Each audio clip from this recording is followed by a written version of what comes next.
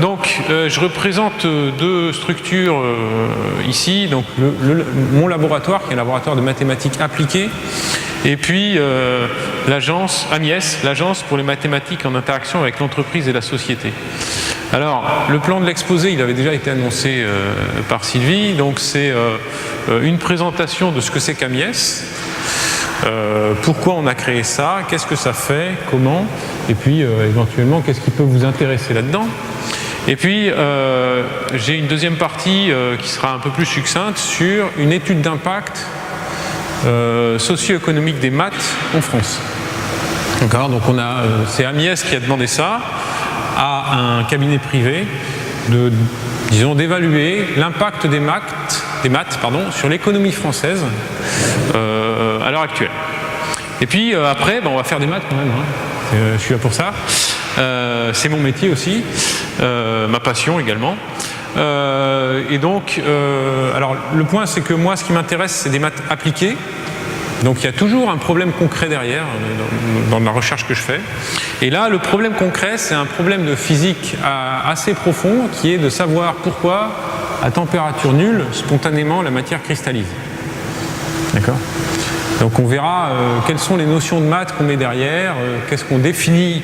D'abord, il faut définir ce que c'est qu'un cristal, et ensuite comprendre ce que ça veut dire d'être à température nulle, ou à très basse température. Et ensuite, ce qu'on peut faire pour démontrer qu'effectivement, il y a cristallisation. C'est-à-dire qu'à température nulle, la matière devient cristalline. Bien. Alors, donc la première partie, c'est AMIES, Agence pour les mathématiques en interaction avec l'entreprise et la société. Alors pourquoi une telle agence ? C'est une agence qui propose de faire de la mise en relation entre les entreprises et la recherche en maths. D'accord ? Alors la première raison, c'est que en fait, les maths sont partout. Alors quand je dis partout, c'est dans tous les outils qu'on utilise. Dans vos téléphones portables, il y a des algorithmes relativement compliqués pour traiter le son que vous écoutez puis que vous transmettez. Les maths financières, c'est extrêmement gourmand en algorithmes mathématiques, en ce qu'on appelle des équations différentielles stochastiques. Le traitement d'image aussi. Donc là, vous avez le débruitage d'une image. On passe de l'image de gauche qui a été bruitée à l'image de droite. Donc on récupère pas mal d'informations qu'on croyait perdues en regardant l'image de gauche, mais en fait elles y étaient. Seulement l'œil humain ne les voit pas. Le traitement d'image, ça peut être aussi reconnaître un objet dans une image. Ça, c'est un problème assez difficile à poser. Ça nécessite des maths relativement évoluées. Il y a la simulation numérique pour la conception d'objets comme les avions, comme les automobiles, comme plein d'autres choses. Alors il y a le phénomène Big Data. J'aime pas trop le mot Big Data parce que les data sont pas toujours si big que ça, mais ça draine une activité mathématique extrêmement intense, en particulier du point de vue de l'apprentissage statistique. Donc ça, moi je le vois au jour le jour quand je suis en contact avec des entreprises. Une grosse moitié des interactions maths-entreprise, c'est de la donnée. D'accord ? C'est une entreprise qui arrive et qui me dit voilà, je veux traiter des données, je veux faire ça et ça, je ne sais pas faire. D'accord ? Donc si vous voulez être sûr d'avoir un métier plus tard, faites des stats. Alors il y a un autre sujet associé qui est la cryptographie, la sécurité des données. Donc ça aussi, du point de vue bancaire par exemple, c'est extrêmement sensible. Tout ce qui est Internet, c'est extrêmement sensible. Là aussi, on a pas mal de projets de ce point de vue-là. Il y a la simulation numérique pour la météo, ça aussi c'est un sujet très important. Il y a ce qu'on appelle le cloud computing, c'est-à-dire au lieu de faire tourner...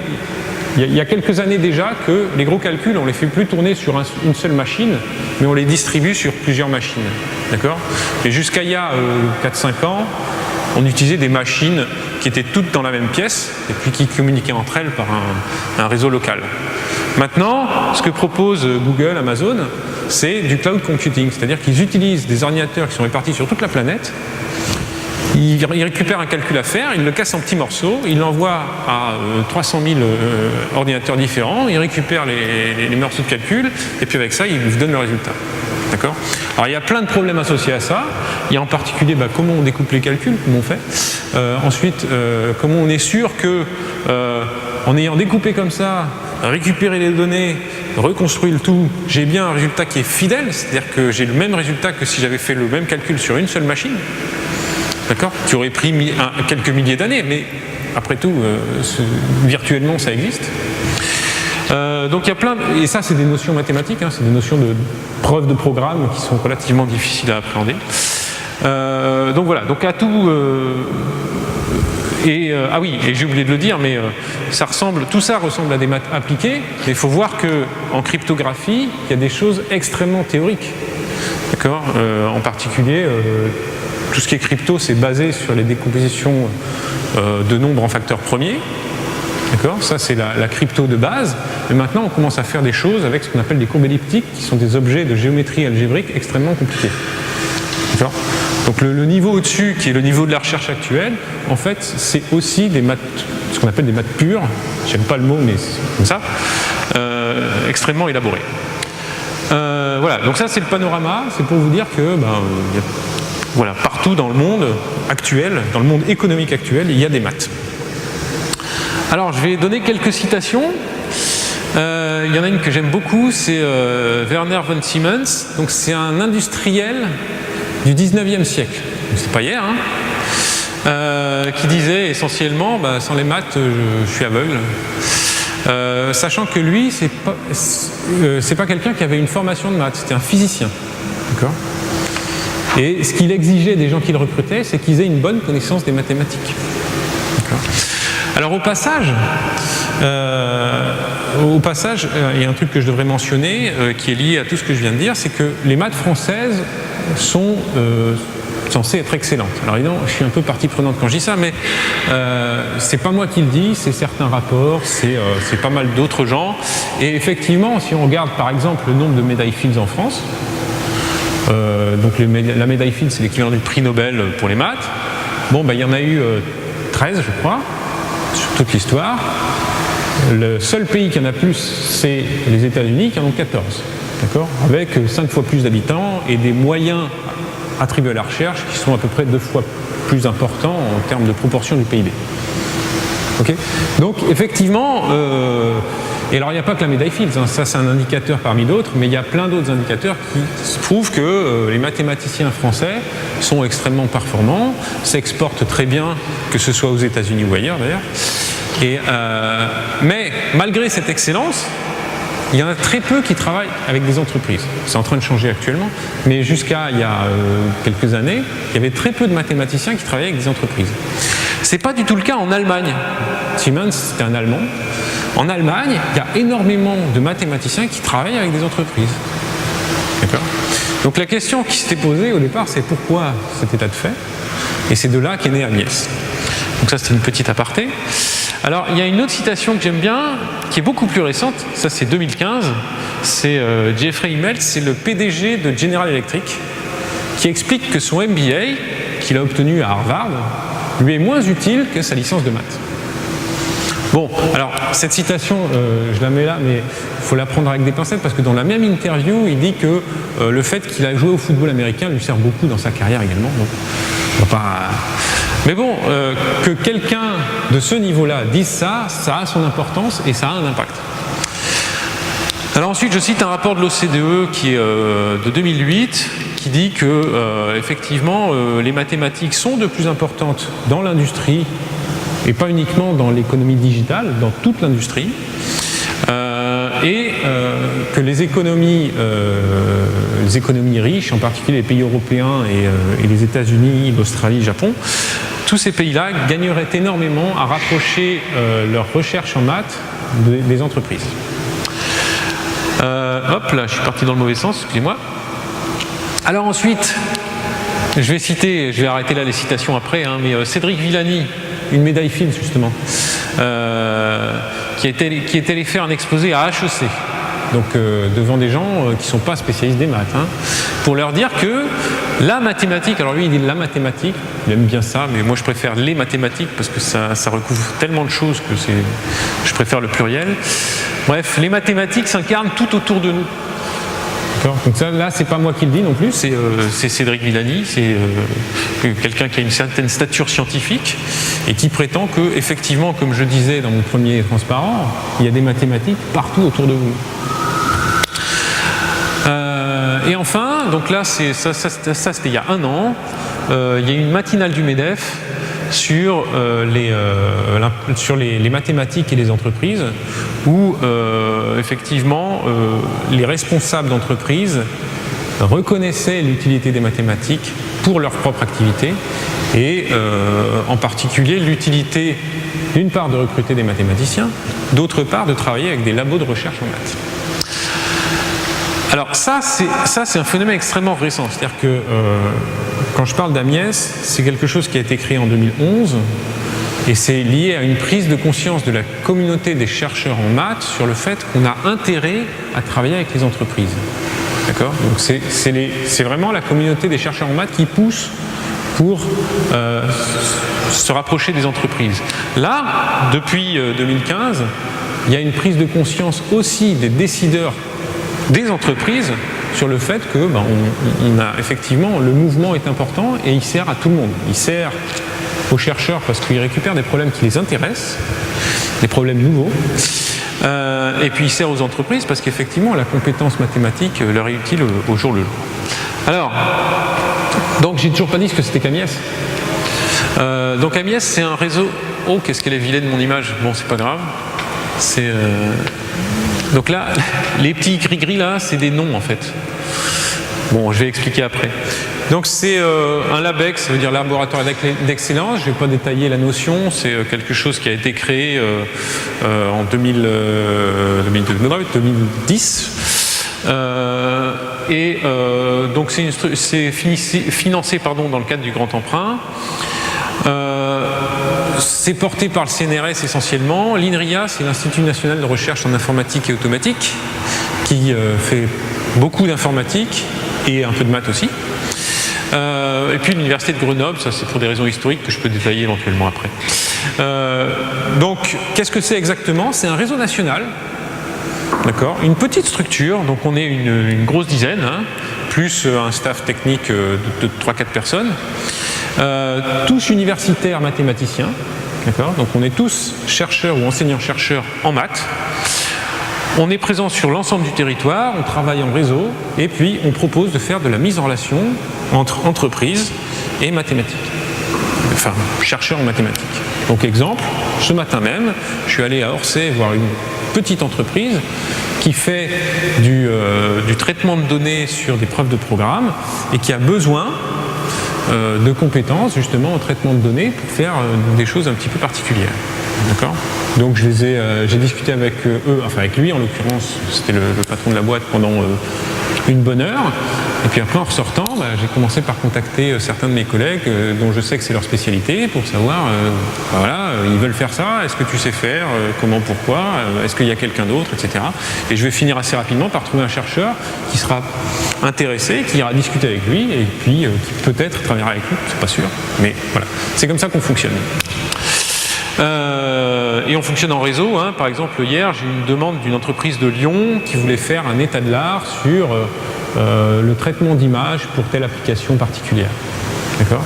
Donc là il y a un nom qui s'appelle Hervé Pajot qui m'a envoyé un mail pour me dire voilà, cette entreprise elle veut ça, est-ce que tu as ça dans tes cartons parce que c'est lié à telle thématique qui est traitée dans tel labo. Et donc je lui ai dit effectivement oui, dans mon labo il y a quelqu'un qui fait ça, je l'ai contacté. D'accord ? Donc c'est vraiment un réseau qui fonctionne en tant que tel. Et ça marche. En termes d'activités, on génère pas mal d'activités de recherche et d'entreprises associées à ça. Bien. Alors, les programmes, les choses, on fait plein de choses chez Amiès, mais les choses sur lesquelles je veux insister rapidement, c'est d'abord le forum emploi mathématique. Ça peut vous intéresser, vous en tant qu'étudiant. Et puis ensuite, on fera ce que j'ai promis au départ, c'est un petit topo sur l'étude de l'impact socio-économique des maths. Donc le forum emploi maths, c'est quoi ? C'est on fait venir des entreprises qui ont un stand, des responsables de formation qui ont aussi un stand. On fait venir autant que possible d'étudiants en mathématiques, et puis on fait en sorte que tous ces gens discutent entre eux. D'accord ? Donc les entreprises proposent éventuellement des offres d'emploi, éventuellement des sujets de stage. Éventuellement, même, ils ne proposent rien du tout, ils sont juste là pour discuter et pour entretenir leur réseau au sein de la communauté des maths, c'est important. Voilà, donc, le prochain, c'est le 15 décembre 2016, 15 décembre prochain, c'est à La Villette. Si vous pouvez y aller, à mon avis, c'est une bonne chose, ne serait-ce que pour voir ce qui s'y passe. Et éventuellement même pour prendre contact avec des entreprises chez qui vous pourrez éventuellement travailler plus tard, ou chez qui vous pourrez trouver un stage, je ne sais pas. Nous, dans mon université, ce qu'on fait, c'est que ce jour-là, on banalise la journée, il n'y a pas de cours. Comme ça, tous les étudiants de la fac peuvent aller à ce truc-là. D'accord ? Et en général, ceux qui y vont reviennent plutôt contents.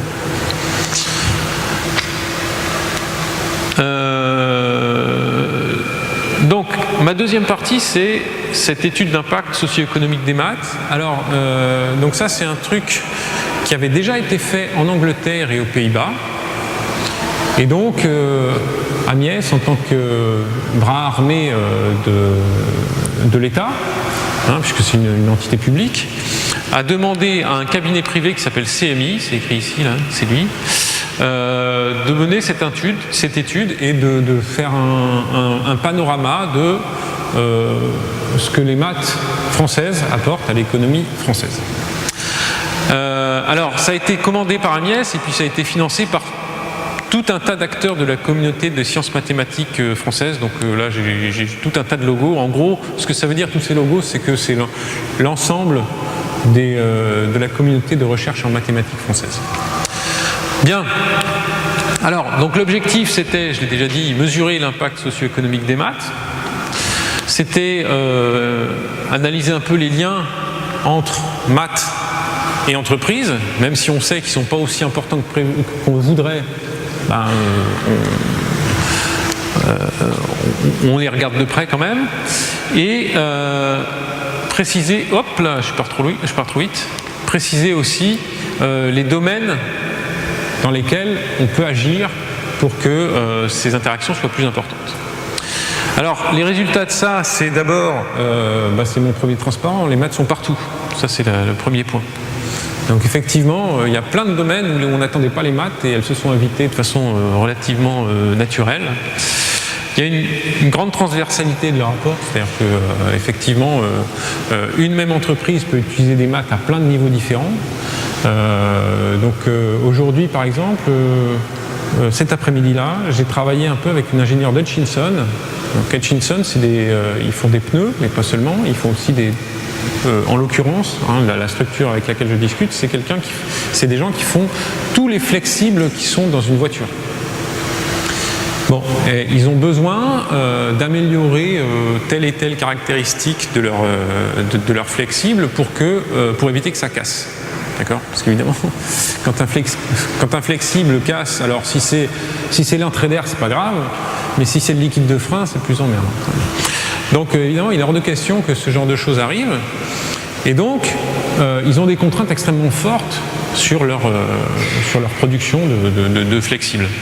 Et ce qu'ils veulent, c'est voir si on peut réduire un peu ces contraintes-là tout en gardant la même qualité et en assurant la même qualité. Et donc là, le système est tellement compliqué que, à part le traiter mathématiquement, ils ne savent pas faire. Il y a des experts en mécanique qui se penchent sur le problème, qui essayent de segmenter le truc en différents. Ils n'y arrivent pas. Alors qu'avec une approche mathématique où globalement on prend le système dans son ensemble et puis on essaye d'optimiser un critère avec des algorithmes relativement évolués comme des réseaux de neurones ou autres, là on ne fait plus attention à ce qu'on fait réellement, mais on arrive à faire des choses un peu meilleures. D'accord ? Et Hutchinson fait aussi des maths pour, par exemple, simuler l'adhérence des pneus qu'il construit. D'accord ? Donc il y a plein d'endroits où les maths interviennent, par exemple dans cette entreprise, mais dans d'autres entreprises aussi. Bien. Alors, donc le rapport commence par un état de la recherche française. Donc, je l'ai dit tout à l'heure, Cocorico, on est les meilleurs, c'est super, c'est bien. Donc on est le 3e pays le plus cité dans la discipline. On a 2 universités parisiennes qui sont dans les 10 premières du classement de Shanghai. Le classement de Shanghai, c'est un truc que moi, personnellement, j'aime pas du tout, mais qui est très regardé par nos décideurs. Donc, c'est quelque chose qui fait référence en termes de crédit. Paris 6, c'est la 4e, Orsay, c'est la 7e, sachant que les 3 premières sont américaines. Hein. Les 3 premières, c'est Princeton, c'est Harvard et Berkeley, je crois. Bien. Et là, le chiffre qui ne va pas, c'est celui-là, c'est qu'il n'y a que 10% des mathématiciens qui travaillent avec les entreprises. C'est beaucoup trop peu, en tout cas à mon avis. Par exemple, si je regarde en chimie ou en physique, c'est plutôt 25%. En informatique, c'est encore plus. Donc, voilà. Qu'est-ce qu'on fait pour améliorer les choses? Donc, AMIS est là pour ça, mais on voudrait aller encore plus loin, bien sûr, et ce n'est pas toujours possible. Alors, je passe sur les effectifs de formation en maths. On va pas trop détailler ça. Il y a un point qui est important quand même, c'est que les gens qui ont un master ou un doctorat de maths trouvent très facilement du travail. D'accord ? Ça, c'est un phénomène qui est relativement récent en fait. Donc 94% d'entre eux, au bout d'1 an, ont un emploi, contre 87% en informatique. C'est assez surprenant, mais c'est comme ça. Alors, il y a un petit biais quand même. Il y a un petit biais, c'est le fait que les gens en maths, les gens après une thèse font quasiment toujours un postdoc, c'est-à-dire un stage d'1 an, grosso modo, sur un sujet de recherche différent de celui de leur thèse. D'accord ? Et donc ça fausse un peu le jeu à ce niveau-là. Donc le 94%, il est exagéré, mais il est certainement au-dessus des 87% qu'il y a là. Bien. Voilà, et la conclusion globale, le chiffre qu'il faut retenir, c'est que 9% des emplois sont impactés par les maths. Alors impactés par les maths, ça veut dire soit que dans l'intitulé du poste, il y a des choses liées aux mathématiques, soit que pour ce poste-là, il y a nécessité d'avoir une formation en mathématiques au niveau au moins de la licence. D'accord ? Donc ça fait 9% des emplois, et puis si on convertit par rapport au salaire, ça fait en gros 15% du PIB. Voilà. Et puis ça fait ressortir les domaines qui sont les plus impactés. Alors évidemment, TIC, c'est technologie de l'information et de la communication, ça arrive loin devant, tout ce qui est traitement, je l'ai dit, traitement d'images, traitement de données, c'est énorme. Bon, il y a aussi la R&D scientifique dans son ensemble, la météo, le nucléaire, plein de choses. Et puis il y a plein d'autres domaines. Ce que reconnaissent volontiers les entreprises, c'est qu'elles ont besoin de ce genre de services et de ce genre de compétences pour être plus compétitives. Bien. Alors, les domaines de maths qui sont le plus importants, c'est ceux que j'avais donnés tout à l'heure. La donnée, le traitement du signal et le traitement d'image, tout ce qui est modélisation, simulation, optimisation, donc ça c'est extrêmement important, le calcul de performance, et puis la cryptographie. Donc ça, vous remarquerez, c'est dans mon premier transparent, c'est les domaines qui apparaissaient clairement. Bien. Voilà, donc il y a aussi un point, c'est que la plupart des gens qui recrutent des mathématiciens, ce qu'ils disent, c'est qu'ils les recrutent non pas, s'ils recrutent un docteur en maths, typiquement, ils ne le recrutent pas pour ce qu'il a fait pendant sa thèse. Alors ça ne les intéresse pas. Le sujet de thèse, ça ne les intéresse pas.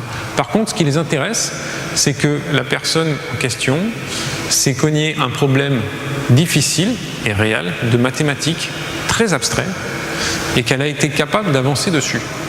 Et donc, ça fait de cette personne quelqu'un qui a une capacité d'abstraction importante, qui est capable de prendre un problème concret, de l'isoler de son contexte, de jouer avec pour essayer de le comprendre en profondeur et de proposer ensuite des solutions et de revenir après au cas concret qu'on avait au départ. C'est ce genre de gymnastique intellectuelle qui les intéresse en général. D'ailleurs, on peut parler de ça. Enfin, j'ai aussi des exemples, je ne l'ai pas mis dans les transparents, mais j'ai des exemples de mathématiciens qui ont fait des maths, tout ce qu'il y a de plus pur, de la géométrie algébrique, donc c'est des choses, on n'imagine même pas que ça puisse avoir une application, et qui ensuite ont monté leur boîte pour faire du traitement de données, par exemple. Et ce qu'ils disent, c'est que leur ce qu'ils ont appris pendant leur thèse, la façon qu'ils ont eu de réfléchir pendant leur thèse, ça leur sert maintenant pour développer des algorithmes de traitement de données. Bien, donc je crois que c'est à peu près tout sur la première partie. Donc là, j'ai quasiment explosé mon temps de parole, c'est ça? Bon, c'est pas grave, on va faire vite sur la partie mathématique.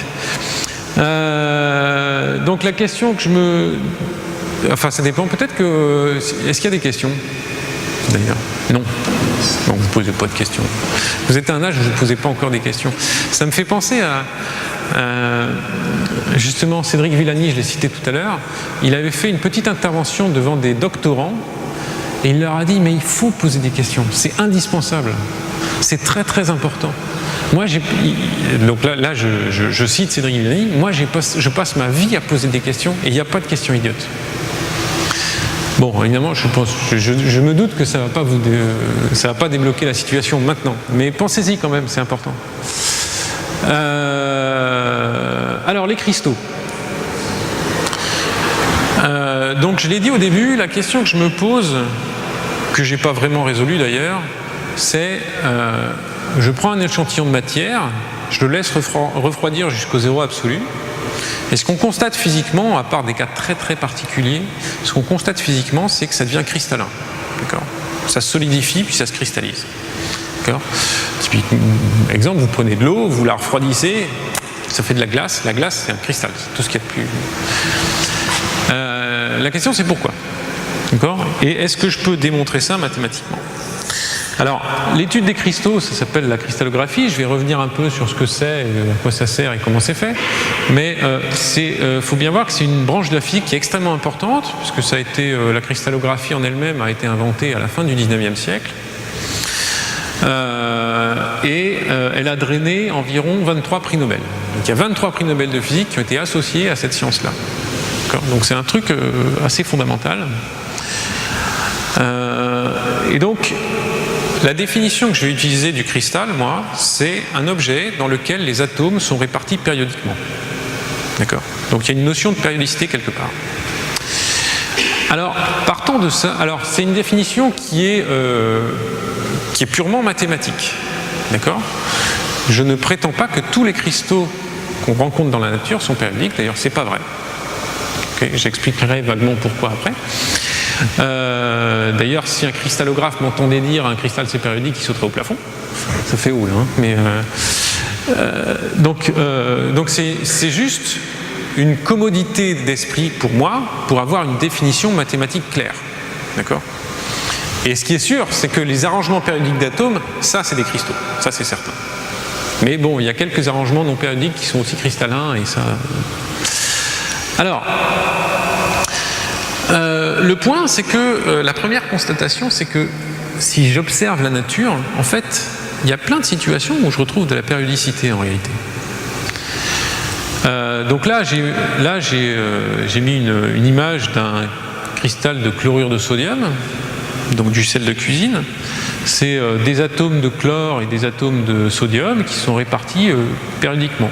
Si vous prenez un grain de sel de cuisine, vous faites un zoom avec un microscope électronique, c'est vraiment ça que vous voyez. C'est-à-dire un réseau cubique, une espèce de cube qui se répète périodiquement avec alternativement un atome de sodium, un atome de chlore. Donc ça, c'est tout ce qui est plus périodique. Celui-là, je suis content parce que c'est un cristal qui est bien périodique. Ça, c'est ce qu'on appelle des nanomatériaux. C'est des atomes de carbone qui ont été déposés sur un substrat et puis qui spontanément, on n'a rien fait pour, hein, spontanément, ils se sont organisés suivant ce réseau qui est un réseau hexagonal. D'accord ? C'est des hexagones qui sont attachés les uns aux autres, qui pavent l'ensemble du plan. Alors on va revenir sur le réseau hexagonal après parce qu'il est très particulier. Ça c'est le même genre de choses, mais je crois que c'est des atomes de silicium qui ont été déposés sur un substrat et qui sont répartis périodiquement. Et puis ici on a fait exprès de laisser un vide, on a éjecté un atome pour qu'il y ait des propriétés particulières. Donc là c'est un cas particulier où on a spontanément de la périodicité et puis on fait exprès de la détruire parce que ça donne aux matériaux des propriétés particulières. Mais spontanément, si on n'avait rien fait, on aurait un atome de plus ici, et ça serait très ressemblant à l'image de droite. Alors, donc ça c'est de la physique, ça c'est l'échelle microscopique. Je regarde des atomes et je regarde comment ils sont arrangés. Mais il y a d'autres situations où j'ai de la périodicité. Ça, par exemple, ça c'est tout ce qu'il y a de plus périodique. Et puis ça ressemble vachement à mon nanomatériau, j'ai du mal à parler, du transparent précédent. D'accord ? Et ça n'a rien à voir, c'est des alvéoles dans une ruche. Ok ? Donc qu'est-ce qui peut bien faire que les abeilles construisent spontanément, avec de la cire, leurs alvéoles sous cette forme-là, une forme qui est exactement la même que celle qu'on trouve ici, là, alors que c'est un phénomène qui n'a rien à voir. Ça, c'est des cytoplasmes dans une cellule d'une plante chlorophyllienne. Donc là, la périodicité, elle est un peu moins claire parce que les trucs sont un peu aplatis, c'est moins joli, mais quand même, il y a quelque chose qu'on retrouve. Alors ça, c'est assez rigolo, c'est du basalte, de la roche volcanique qui s'est solidifiée au contact de l'eau. Je crois que c'est en Écosse, oui, c'est ça. Et en se solidifiant, il y a eu un phénomène physique un peu particulier qui a fait qu'il y a des zones qui ont une densité beaucoup plus grande que d'autres. Et ces zones-là se sont localisées le long de ces petits trous là que vous voyez. Et puis ça fait quelque chose qui ressemble aussi un peu à un réseau. Alors là aussi, c'est pas vraiment périodique, c'est comme ce cas-là, parce que bon, la situation n'est pas si simple que ça. Mais ça ressemble un petit peu. Alors ça, c'est un film de savon. Donc c'est quoi ? C'est je prends du savon, je le cale entre deux plaques de verre, et puis je regarde comment se répartissent les membranes de savon. Et là aussi, on commence à voir de la périodicité. Alors on va reparler des films de savon après, dans la suite de l'exposé, pour d'autres raisons. Ça, c'est un empilement d'oranges sur un marché. D'accord ?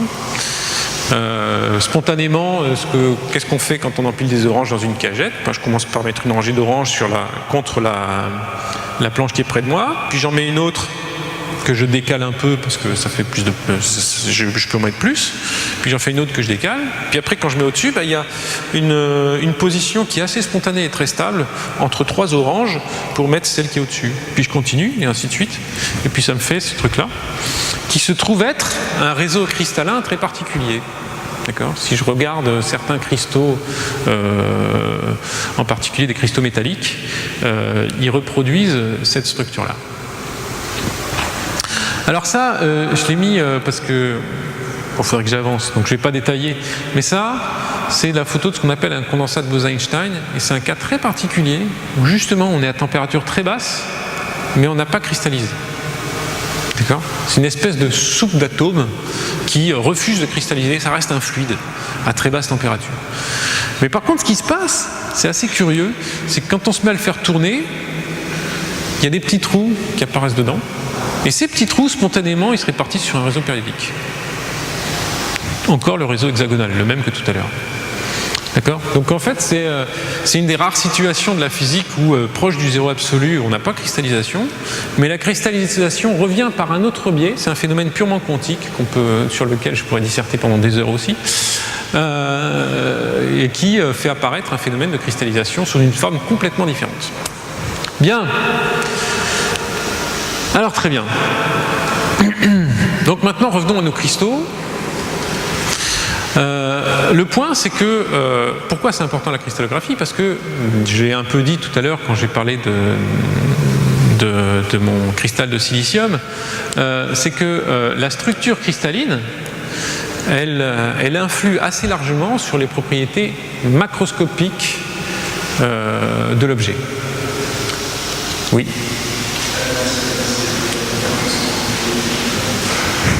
J'entends rien.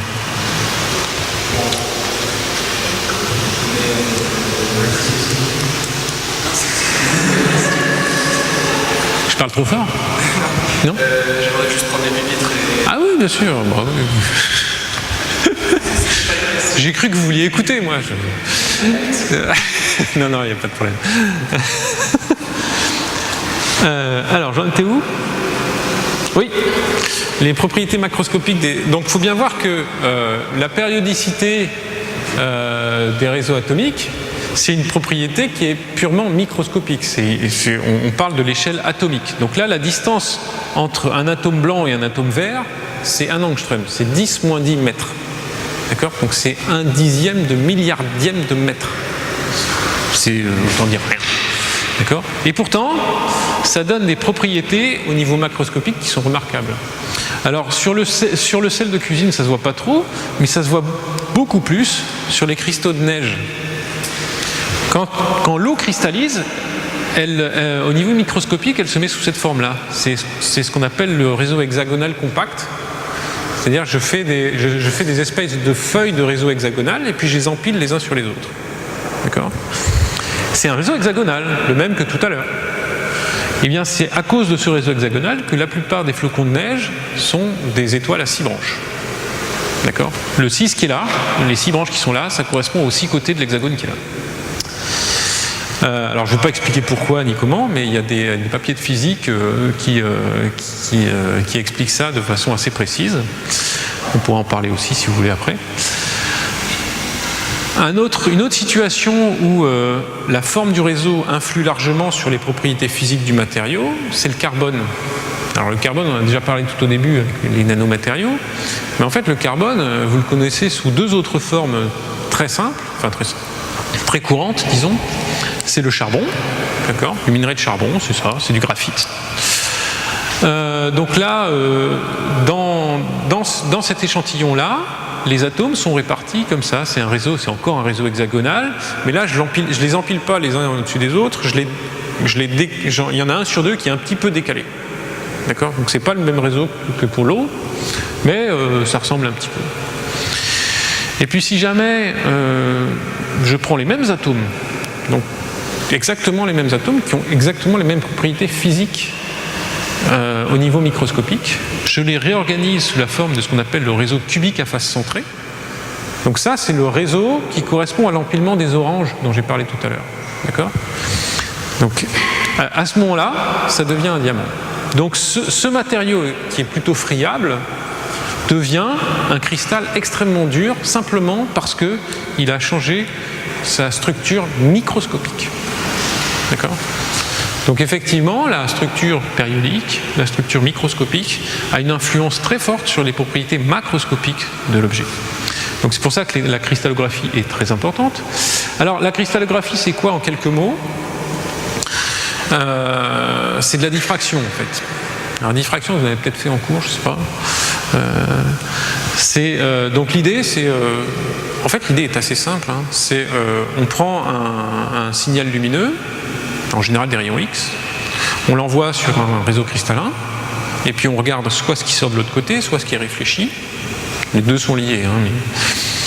Et puis, voilà ce qui se passe. Pour un réseau cristallin, il se passe ce genre de choses. C'est-à-dire qu'on a un spot central qui est la source qu'on voit à travers le cristal, et puis on a plein d'autres spots secondaires là, qui sont de beaucoup plus faible intensité, mais qui sont répartis sur quelque chose qui ressemble à un réseau. D'accord ? Et puis qui surtout sont très très ponctuels. D'accord ? C'est des tâches extrêmement localisées. Si vous faites la même expérience sur quelque chose qui est liquide, vous ne voyez pas ces petites taches là. Elles disparaissent complètement, vous avez juste une grosse tache au milieu, puis c'est tout. D'accord ? Donc c'est vraiment la périodicité qui crée ce genre de choses. Alors quand je disais tout à l'heure qu'en fait c'est pas tout à fait la périodicité, c'est parce qu'il y a des structures qui ne sont pas vraiment périodiques, mais qui reproduisent ce genre de choses. D'accord ? Ça s'appelle des quasi-cristaux. Donc ça aussi, on pourra en parler si vous voulez. C'est une structure un peu particulière. Mais en fait, du point de vue des maths, c'est quasiment une structure périodique. D'accord ? Du point de vue de la physique, pas du tout. Bien. Alors voilà, j'ai parlé beaucoup de périodicité. J'ai dit qu'il y en avait plein dans la nature. J'ai dit plein de choses. Mais maintenant, la question, c'est qu'est-ce qu'on va faire comme maths avec ça, d'accord ? Donc la question que je me pose, c'est ce réseau périodique hexagonal, par exemple, qui est présent dans plein de situations, mais qu'est-ce qu'il a d'universel ? Alors, pour ça, il faut d'abord que je définisse mathématiquement ce que c'est qu'un réseau périodique. Alors maintenant, on y va, on commence à faire des maths. Donc, je me fixe 2 vecteurs U et V, je travaille en dimension 2 dans le plan, d'accord ? Je fixe 2 vecteurs U et V du plan, d'accord ? Donc de R2. Ah, il y a une faute de frappe, il n'y a pas de W. Donc il n'y a que U et V ici. Et puis je regarde les combinaisons entières de ces vecteurs U et V, d'accord ? Je suppose que J et K sont des entiers relatifs, et je regarde tous les vecteurs qui sont de cette forme-là, d'accord ? Donc il y en a évidemment une infinité, mais par rapport au plan, en fait, il y en a, par rapport à l'ensemble des points du plan, il y en a très peu. En dimension 3, c'est pareil, sauf qu'il me faut 3 vecteurs pour définir mon réseau, donc ça c'est pareil, tout se passe de la même façon. On ne va pas tellement parler de la dimension 3, on va rester en dimension 2 pour l'instant, c'est plus simple, et on y voit plus clair, c'est plus facile de dessiner. Alors, donc voilà, hein, c'est exactement ce truc-là. Donc ici j'ai mon vecteur U, ici j'ai mon vecteur V. Alors il y a un point évident dans le réseau, c'est l'origine ici, parce que si je fais J égale 0, K égale 0, je retrouve l'origine et c'est ce point-là. Puis après j'ai tous les multiples entiers de U, donc j'ai U lui-même, 2U, 3U, moins U aussi, qui sont dans le réseau. Puis pareil pour V, c'est la ligne, les points rouges qui sont là. Et puis après j'ai toutes les combinaisons linéaires entières, qui sont tous les points rouges qui sont là. D'accord ? Donc ça c'est mon réseau. Et donc vous voyez qu'effectivement, il y a une infinité de points, mais par rapport au nombre de points du plan, il y en a très peu, puisque sur cette zone-là, il n'y a qu'un seul point du réseau, alors que j'ai une infinité de points du plan. Hein. Et en particulier aussi, cet ensemble-là, il est discret, alors que l'ensemble des points du plan n'est pas discret. On pourra revenir sur ce que ça veut dire discret tout à l'heure. Mais... Bien. Alors, le problème, c'est que cet objet que j'ai défini, le réseau, il n'est pas très facile à manipuler parce que c'est un ensemble infini de points. D'accord ? Donc si je veux faire des opérations dessus, je suis un peu embêté. Alors, on va définir un objet qui le caractérise, c'est ce qu'on appelle la cellule unité. C'est cet objet-là. Donc je prends les vecteurs U et V, et puis je regarde le parallélogramme engendré par ces vecteurs U et V. Ce parallélogramme-là, si je le translate de tous les vecteurs possibles dans le réseau, ça me fait un pavage du plan. D'accord ? Donc je pave le plan avec ce parallélogramme-là. Donc ça, c'est une autre façon de définir mon réseau. Je regarde, ça s'appelle une cellule unité du réseau. Et sa cellule unité, c'est quelque chose qui définit le réseau. Alors le problème que j'ai quand je fais ça, c'est qu'il n'y a pas qu'une seule cellule unité. C'est-à-dire que j'ai pris U et V ici pour définir cette cellule unité, mais si je prends U et U plus V, ben je définis une autre cellule unité, qui définit aussi un pavage du plan quand je translate par tous les vecteurs du réseau. D'accord ? Donc le problème, c'est de définir une cellule unité qui soit intrinsèque par rapport au réseau. D'accord ? Et alors ça, c'est un des apports de la cristallographie, c'est que ce qu'ils ont mis en place, c'est la définition d'une cellule unité qui est unique pour un réseau donné. Et comme elle est unique, elle reproduit ce qu'on appelle les symétries du réseau. Donc là, j'avais dessiné un réseau qui est très peu symétrique. La seule symétrie, c'est la symétrie centrale par rapport à l'origine, essentiellement. Donc, par symétrie centrale par rapport à l'origine, et puis c'est tout. Le groupe des isométries qui laissent le réseau invariant, il est constitué que de 2 éléments, cette symétrie centrale et l'application identité. D'accord ? Donc ça, c'est ce qu'on appelle le réseau monoclinique. Et le petit 2, là, ça signifie que le groupe d'isométrie associée est constitué de seulement 2 éléments. Alors si j'augmente un peu les symétries possibles, je peux faire un réseau qui est un réseau rectangulaire. D'accord ? Donc là, c'est le cas où mon U et mon V ils sont orthogonaux. À ce moment-là, la cellule unité, elle a cette tête-là, et il y a des symétries supplémentaires qui sont les symétries d'axe vertical passant par le milieu du rectangle, là, et la symétrie d'axe horizontal ici. D'accord ? Donc j'ai 2 isométries supplémentaires, donc c'est un groupe à 4 éléments cette fois, qu'on appelle 2MM, parce que le 2 c'est le 2 qui est là, et puis le M et le M c'est les symétries axiales dont je viens de parler. Alors après, si en plus les 2 longueurs sont égales, j'ai encore d'autres symétries, qui sont des symétries par rapport aux axes obliques, là, aux axes diagonaux. Et puis enfin, mon réseau hexagonal, ben en fait ce qu'il a de particulier, c'est que c'est celui qui a le plus grand groupe d'isométrie. D'accord ? C'est-à-dire que le groupe d'isométrie qui est là, qui est associé à ce réseau-là, à cette cellule unité, c'est le plus grand possible. Ok, puisqu'il y a en plus des symétries que j'ai là. Alors oui, non, pardon, c'est pas du tout le même que celui-là, excusez-moi. C'est les symétries, c'est des symétries axiales par rapport à des axes obliques là, et puis il y a aussi des rotations. D'accord, des rotations d'angle pi sur 3. Bien. Donc, alors je passe sur ça. Pourquoi j'ai laissé ce slide? Je croyais que je l'avais enlevé celui-là. Alors. Donc là, on en vient à ce qu'on appelle le théorème du nid d'abeille. Alors, la question d'origine, hein, c'était Pappus dans l'Antiquité. Il se demandait la question que j'ai posée tout à l'heure, exactement la même, c'est-à-dire pourquoi les abeilles utilisent un réseau hexagonal pour leurs alvéoles. D'accord ? Parce que lui, évidemment, il n'y avait pas de microscope pour voir que les atomes de carbone se répartissaient sur un réseau hexagonal. Alors, donc ça c'est la première question qu'on trouve, la première allusion qu'on trouve à ce problème-là dans l'histoire.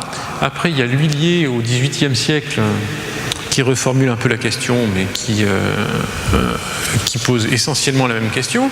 Alors lui, ce qu'il dit, sans le démontrer, c'est que mais c'est pas compliqué. Ce que veulent faire les abeilles, entre guillemets, c'est minimiser la quantité de cire qu'il faut pour, étant donné l'air des alvéoles, je vais reformuler. Étant donné un système d'alvéoles et j'ai du mal aujourd'hui. Étant donné une aire d'alvéoles, minimiser la quantité de cire qu'il faut pour créer le réseau associé.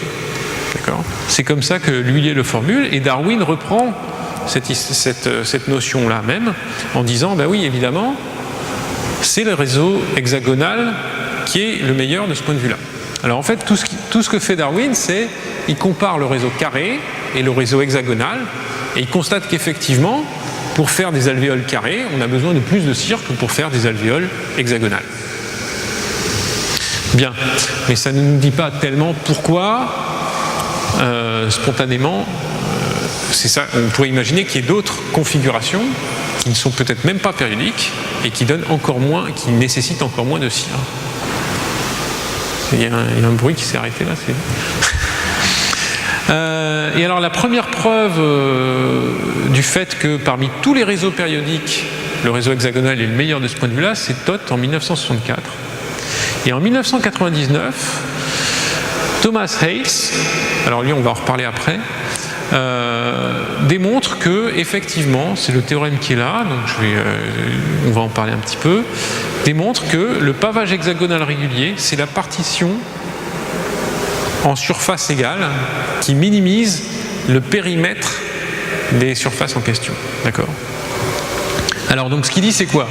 C'est qu'il suppose que gamma est un graphe localement fini. Alors localement fini, ça veut juste dire qu'il n'y a pas de phénomène de type spirale. D'accord ? Une spirale, c'est une courbe infinie qui s'enroule autour de zéro. Bon, il refuse qu'il y ait ce genre de choses dans son graphe. D'accord ? Donc son graphe, c'est des morceaux de courbes qui sont pas trop méchantes de ce point de vue-là. Et puis, il suppose que R2 privé de gamma, c'est des composantes, ce qu'on appelle des composantes connexes. Alors, vous ne savez peut-être pas tout ce que c'est, mais une composante connexe, c'est un morceau d'un seul tenant. D'accord ? Donc, il suppose qu'il y en a une infinité et qu'elles sont toutes d'aire unité. D'accord ? Donc, il a tracé une courbe qui sépare le plan en une infinité de morceaux d'aire unité, d'aire égale à 1. D'accord ? Et cette courbe-là, elle est localement finie.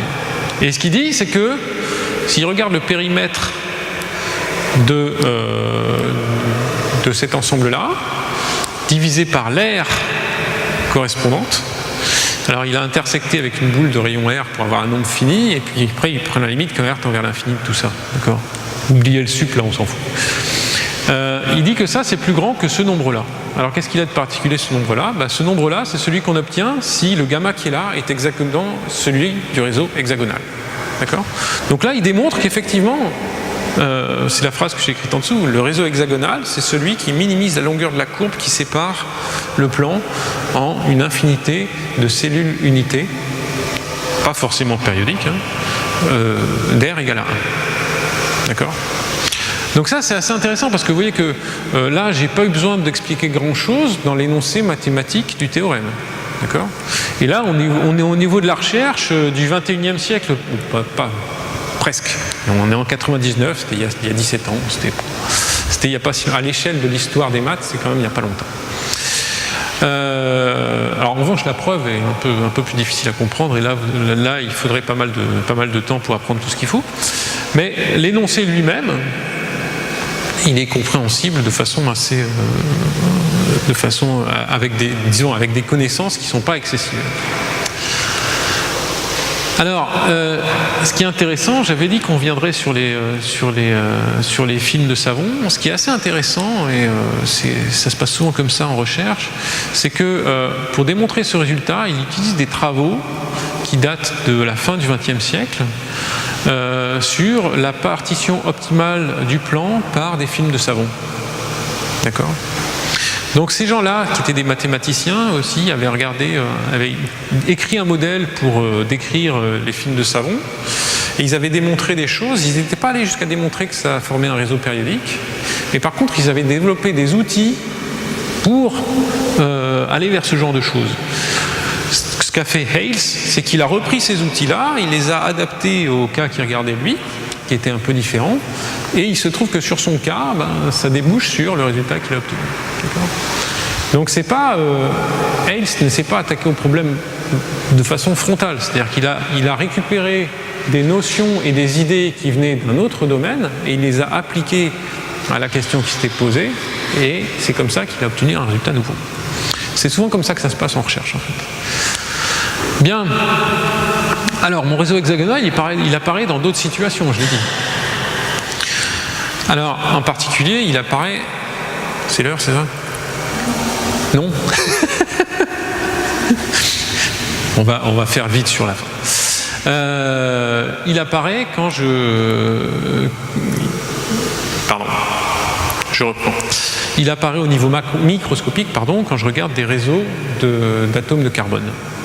Donc ça, comment je le relie à ce que j'ai dit avant ? Je vais utiliser un modèle extrêmement simple qui est l'empilement de disques. Donc je prends des disques, j'essaye de les empiler dans le plan de façon à ce qu'il y ait le moins possible d'espace libre entre les disques. Donc de façon à ce que les parties blanches là soient de surface la plus petite possible. D'accord. Ça, c'est le problème de Kepler.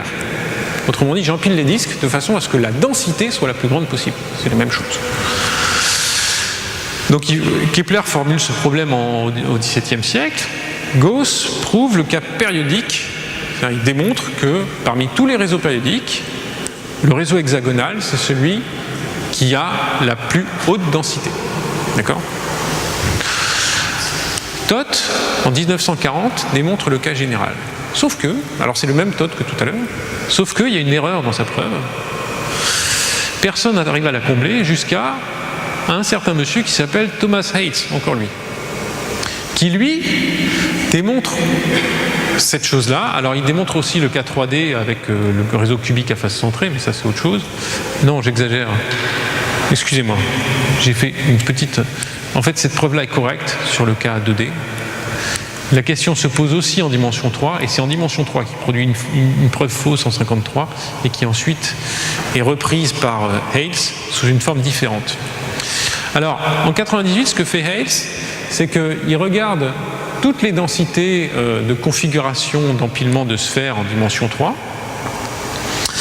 et puis il dit, si je cherche à maximiser la densité, il ne reste qu'un nombre fini de cas possible. C'est-à-dire qu'il évacue toute une quantité de cas en démontrant que c'est pas possible, et puis il lui reste un nombre fini de cas. Alors, il est fini, mais il est grand, c'est de l'ordre de la centaine. D'accord ?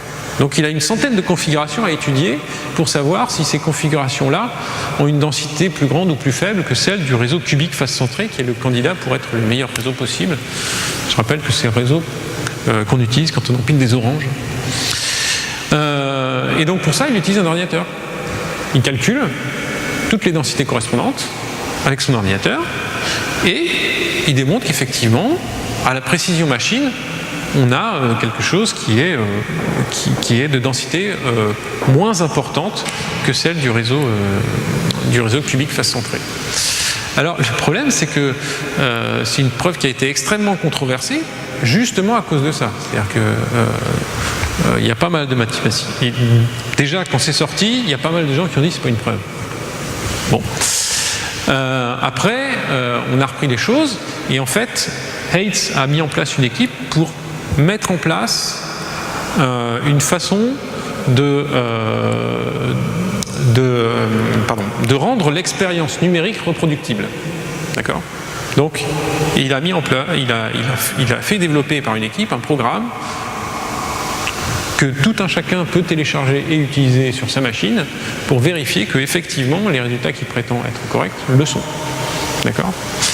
Et malheureusement, il a fallu attendre 2014 pour que finalement la preuve soit validée par la communauté mathématique. D'accord ? Donc là, on est vraiment sur le front de la recherche actuelle. Bien. Alors, je finis avec ça. La question que j'ai... Donc, quel est le lien entre cet empilement de sphères et mes cristaux ? Alors, mes cristaux, comment je les définis ? Je suppose que j'ai un potentiel d'interaction V, d'accord ? Donc chaque atome interagit avec un autre atome par le potentiel V qui est là. Ce V-là, il a cette forme-là, c'est-à-dire qu'il tend vers l'infini en zéro, donc quand deux particules se rapprochent, elles se repoussent énormément, d'accord ? Donc l'énergie est très grande. Il a un minimum autour de 1 ici, donc il y a une distance d'équilibre pour deux atomes isolés, d'accord ? Et puis, il devient croissant et tend vers 0 quand R tend vers l'infini. C'est-à-dire que quand deux atomes sont très loin l'un de l'autre, ils ne se voient plus. Il n'y a plus d'énergie d'interaction associée. Bon. Et puis maintenant, je regarde l'énergie collective de n atomes qui sont répartis soit dans le plan, soit dans l'espace. Et puis, être à température nulle, ça veut dire, physiquement, ça veut dire minimiser cette énergie-là. Donc, d'accord, donc je m'intéresse au point de minimum de cette fonction de n variables qui sont les positions xi des atomes. Okay. Question, peut-on démontrer que ça, c'est un réseau périodique ? Alors, on commence par faire des calculs, parce que ça, on peut le minimiser numériquement, et puis quand on fait des calculs, on trouve ça. Ça alors, le réseau hexagonal, encore lui. Et donc ça, c'est un problème qui traînait dans la littérature depuis assez longtemps. Et en 2006, Lorienthalь, qui est un mathématicien anglais, a démontré ce résultat pour la dimension 2.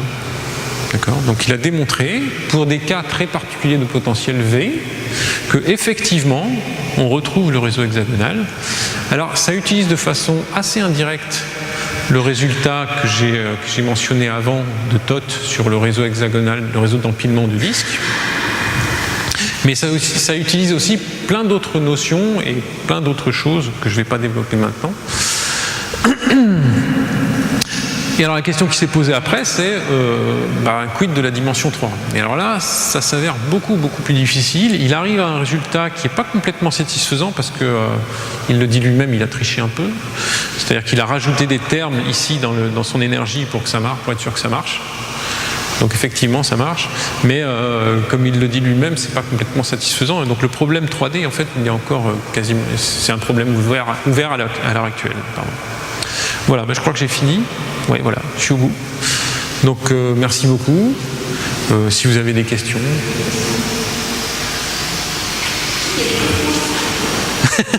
Je vous assure qu'il y a des questions.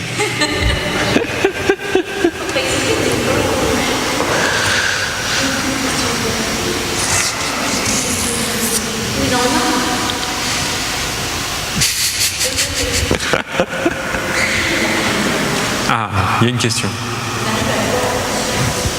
Je suis désolé. Parce qu'on a réussi à donner J'ai toujours pas entendu la question, je suis désolé. Hein ? À quoi on aboutit en fait ? À quoi on aboutit ? Alors, on aboutit à avoir démontré. Donc, le résultat qui est là, celui-là, là, ça démontre exactement ce que je voulais. C'est-à-dire, ça démontre qu'à température nulle, pour ce modèle-là, ce modèle d'interaction entre les atomes, on a effectivement cristallisation en dimension 2. D'accord. Pourquoi, pardon? Ah, alors ça, c'est des effets quantiques. Donc là, il faut faire de la mécanique quantique, et là, c'est compliqué. Parce que cette énergie-là, elle est purement classique. C'est une énergie qui ne tient pas compte des effets quantiques des particules. D'accord? Donc c'est pour ça que ça marche aussi bien. Alors maintenant, il y a des modèles... il y a aussi des modèles quantiques sur lesquels on sait démontrer que ça cristallise. D'accord? Mais dans certains cas, ça ne cristallise pas, et c'est le cas des condensats de Bose-Einstein, le truc que j'ai montré tout à l'heure, où effectivement ça reste fluide, mais c'est uniquement à cause des effets quantiques, c'est des corrélations entre particules, donc je ne vais pas détailler ça, c'est un peu compliqué, qui font qu'effectivement il y a un effet collectif des particules qui empêche de détruire le caractère fluide de l'échantillon de matière. Oui?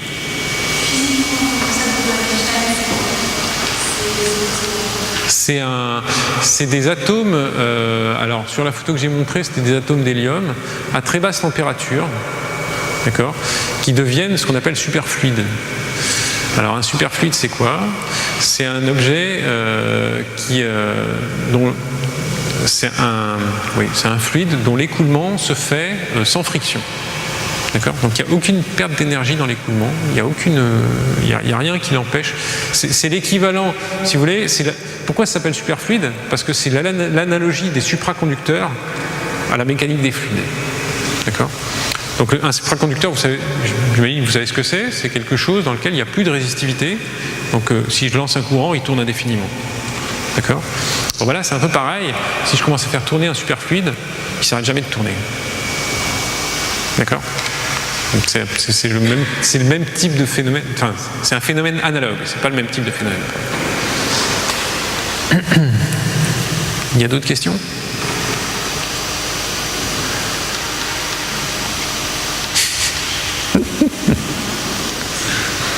Oui.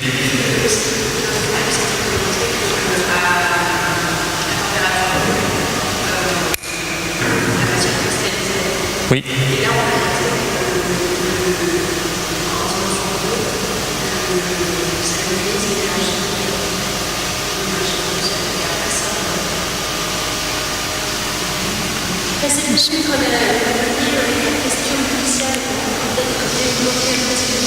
Alors, la question c'est qu'est-ce que...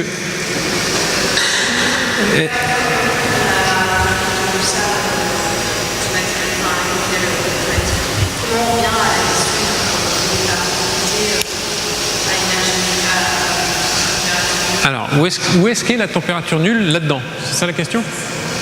Elle est dans ce mot-là. À température nulle, ce que nous dit la thermodynamique, c'est qu'à température nulle, la matière se fixe dans un minimum de l'énergie. D'accord? Donc l'état d'un échantillon de matière à température nulle, c'est l'état qui correspond à un minimum de l'énergie.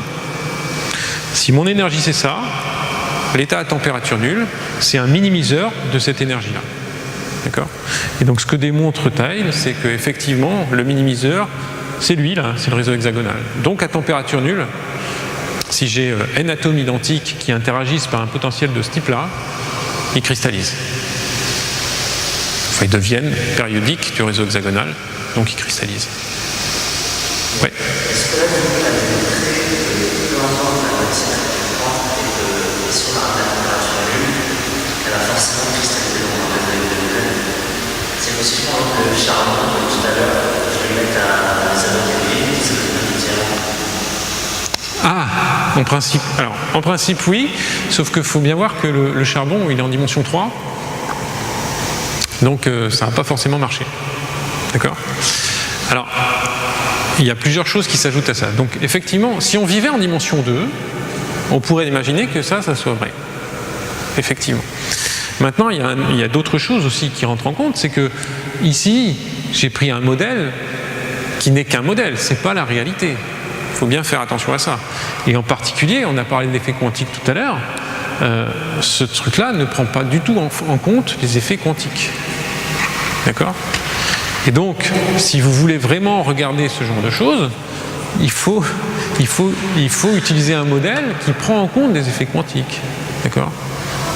Alors là, effectivement, donc, sur ces modèles-là, en dimension 2, il n'y a aucun résultat en quantique. Par contre, en dimension 1, on sait démontrer que dans certains cas, ça cristallise. Ouais. Mais bon, la dimension 1, c'est pas drôle. Parce que...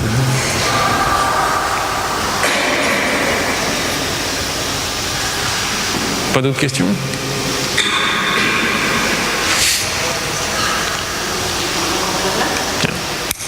Merci Xavier de cette présentation. Merci beaucoup.